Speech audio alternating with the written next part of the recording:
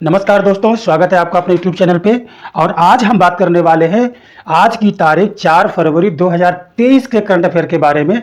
जैसा कि आप सभी जानते हैं कि जो करंट अफेयर जो पॉइंट होते हैं, करंट अफेयर के पॉइंट टू पॉइंट डिस्कशन ही सबसे मेन होता है और उसके साथ में उन सारे टॉपिक्स का जो उससे रिलेट करते हैं। तो हम इस वीडियो में सारे पॉइंट को एक साथ लेकर चलने वाले हैं, फैक्ट टू फैक्ट। चलिए बढ़ते हैं क्वेश्चन नंबर 1 की तरफ। तो ये क्वेश्चन नंबर आपका 1 है आज का। कौन सा शहर पहली G20 अंतर्राष्ट्रीय वित्तीय वास्तुकला कार्य की बैठक का मेजबान है? यहाँ पे आपका राइट आंसर हो जाता है चंडीगढ़। अब इसमें क्या है कि जो पहली शब्द इसमें आया हुआ है, पहली G20 अंतर्राष्ट्रीय वित्तीय वास्तुकला कार्य की बैठक, अब ये हो रही है चंडीगढ़ में। चंडीगढ़ का राज्य की मेजबानी ये है क्या? अंतर्राष्ट्रीय वित्तीय संरचना कार्य समूह जो है, अंतर्राष्ट्रीय वित्तीय संरचना को मजबूत करने पर ध्यान केंद्रित करता है और इसका जो उद्देश्य है कमजोर देशों के सामने आने वाली कई चुनौतियों का समाधान भी करता है। तो ये हो गया आज के क्वेश्चन नंबर 1 का आंसर। क्वेश्चन नंबर 2 है, किस देश ने हाल ही में अंतर्राष्ट्रीय सौर गठबंधन फ्रेमवर्क समझौते पर हस्ताक्षर किए हैं? अंतर्राष्ट्रीय सौर गठबंधन समझौता, ये आपको याद रखना है। अब ये जो समझौता है ये किसका है? पहली बात तो ये जो अंतर सौर गठबंधन है वो इंडिया का है और इसमें क्या है कि सारी दुनिया के जो देश हैं वो आपस में कोलैबोरेट कर रहे हैं सौर ऊर्जा को यूज करने के लिए, रिन्यूएबल एनर्जी को यूज करने के लिए, ताकि जो ऐसे संसाधन हैं जो अनवीनीकरणीय हैं उनके ख़त्म होने के बाद भी हमें एनर्जी प्राप्त होती रहे। ठीक है, तो अब क्या हुआ है कि अभी जो हाल ही में भारत के साथ में कांगो गणराज्य ने एक समझौता किया है, ठीक है, जो अंतर्राष्ट्रीय सौर गठबंधन फ्रेमवर्क के ऊपर है। अब अंतर्राष्ट्रीय सौर गठबंधन, जिसको हम ISA शॉर्ट में बोलते हैं, अब क्या ये अंतर सरकारी संगठन है जिसमें प्रमुख रूप से आंशिक या पूर्ण रूप से कर्क रेखा और मकर रेखा के बीच में स्थित है। वैसे देशों का एक समूह है जो देश आंशिक रूप से या पूर्ण रूप से कर्क और मकर रेखा के बीच में स्थित होते हैं, उन देशों का एक ये संगठन है। इसकी स्थापना 30 नवंबर 2015 को की गई थी और इसका जो मुख्यालय है वो कहाँ है? गुरुग्राम, हरियाणा में है। इसकी जो पहली बैठक है, इसकी पहल पर पहली बार PM मोदी द्वारा नवंबर 2015 में इसकी पहल की गई थी और इसका मुख्यालय कहाँ है? गुरुग्राम, हरियाणा में है। ये इसलिए जरूरी हो जाता है क्योंकि जो इसका मुख्यालय है वो कहाँ है? अपने देश भारत में। चलिए बढ़ते हैं क्वेश्चन नंबर 3 की तरफ। क्वेश्चन नंबर 3 है, हाल ही में किस शहर ने मिलिट्री लिटरेचर फेस्टिवल का आयोजन किया? मिलिट्री लिटरेचर फेस्टिवल, अब ये कहाँ किया गया? ये किया गया पटियाला में। पटियाला का पहला सैन्य साहित्य महोत्सव, सैन्य साहित्य, ऐसा साहित्य जो सिर्फ डिफेंस की बात करता है, सेना की बात करता है, ठीक है, वो ऐसा एक महोत्सव था। कहाँ पे? पटियाला में। Brave heart ride motorcycle rally को झंडी दिखाकर रवाना भी किया गया यहीं पे। तो ये जो मिलिट्री लिटरेचर फेस्टिवल है, लिटरेचर की बात तो आपने सब कहीं पढ़ी थी, लेकिन अगर बात मिलिट्री की आती कि मिलिट्री साहित्य वाला जो त्यौहार था, महोत्सव था, वो कहाँ किया गया? तो वो पटियाला में किया गया। इतना आपको ध्यान रखना है। आइए बढ़ते हैं क्वेश्चन नंबर 4 की तरफ। तो क्वेश्चन नंबर 4 है आपका, मध्य अफ्रीकी देश, कौन सा देश? मध्य अफ्रीकी देश जो अफ्रीका महाद्वीप के बीच में स्थित है, जिसका नाम है इक्वेटोरियल गिनी, की पहली महिला PM के रूप में किसको नियुक्त किया गया है? याद रखिए, एग्जाम में जिसमें पहली होता है वो क्वेश्चन आने की संभावना 90 से 100% ज़्यादा रहती है, ये आपको ध्यान में रखना पड़ेगा। अब ये पहली महिला की बात कर रहा है, इक्वेटोरियल गिनी की बात कर रहा है।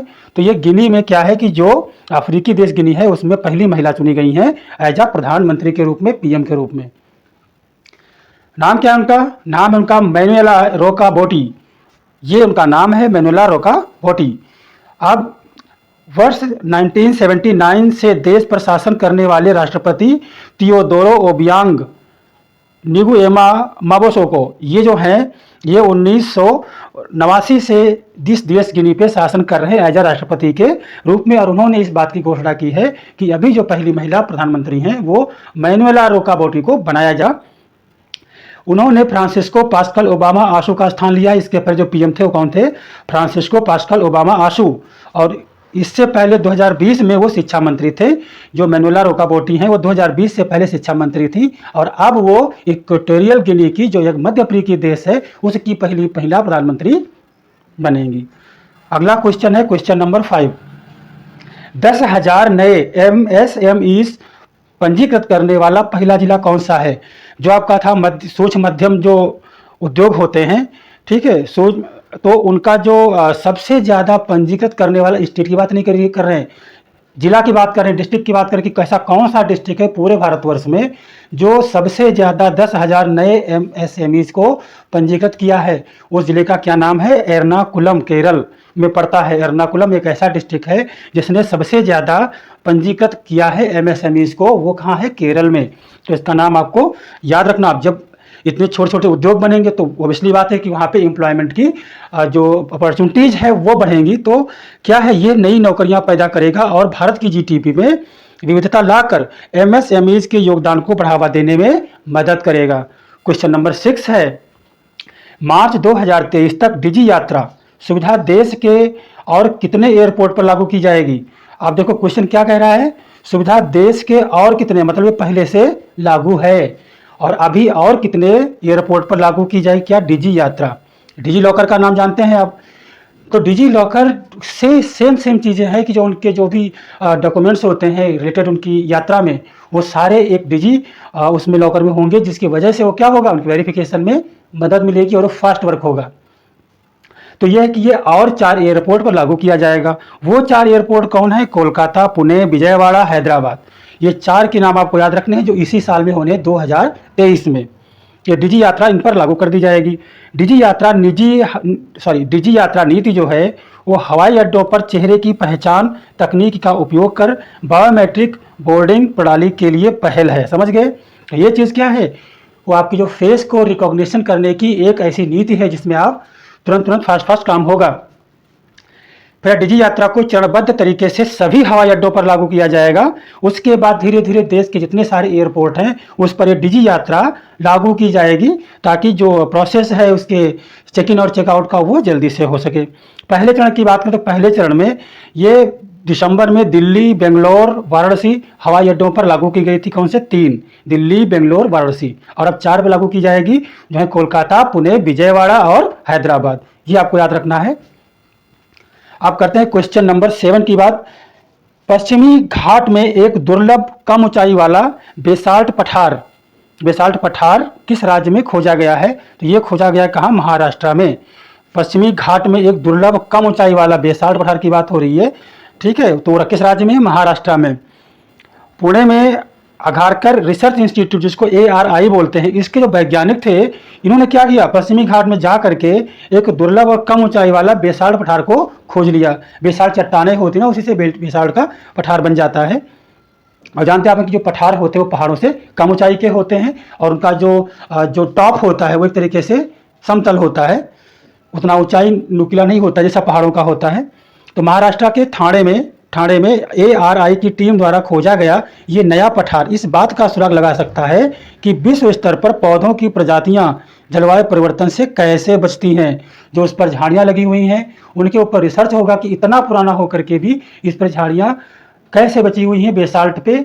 तो ये इस चीज़ के रिसर्च के लिए इसका नाम आना जरूरी है। तो ये एग्जाम के लिए बहुत ज़रूरी है, क्योंकि वो क्वेश्चन जो ज़्यादातर राजनीतिक, सामाजिक, आर्थिक और जो नारी सशक्तिकरण पे होते हैं वो हमेशा इंपॉर्टेंट होते हैं, उनको ध्यान में रखना चाहिए। और ये क्या है? इन्वायरमेंट से रिलेटेड है। क्वेश्चन नंबर 8 है के विश्वनाथ का हाल ही में निधन हो गया, जो जिनका निधन कल हुआ था के विश्वनाथ का, वो किस क्षेत्र से संबंधित हैं? तो के विश्वनाथ जो है वो क्या संबंधित हैं? फिल्म उद्योग से संबंधित हैं।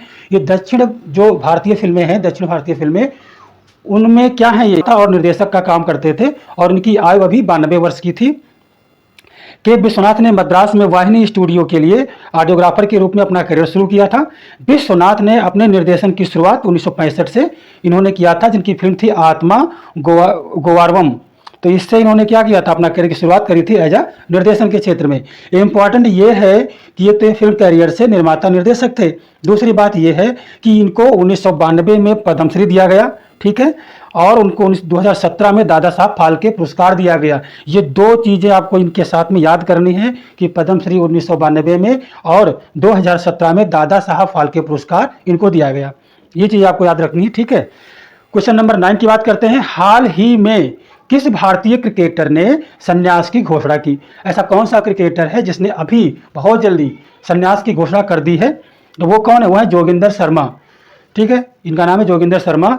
और ये भारतीय ऑलराउंडर जोगिंदर शर्मा ने क्रिकेट के सभी प्रारूपों से संन्यास की घोषणा की है। ये नहीं कि वनडे से केवल किया है, सभी प्रारूप, जितने भी क्रिकेट के प्रारूप होते हैं सभी प्रारूप से इन्होंने क्या किया? संन्यास ले लिया।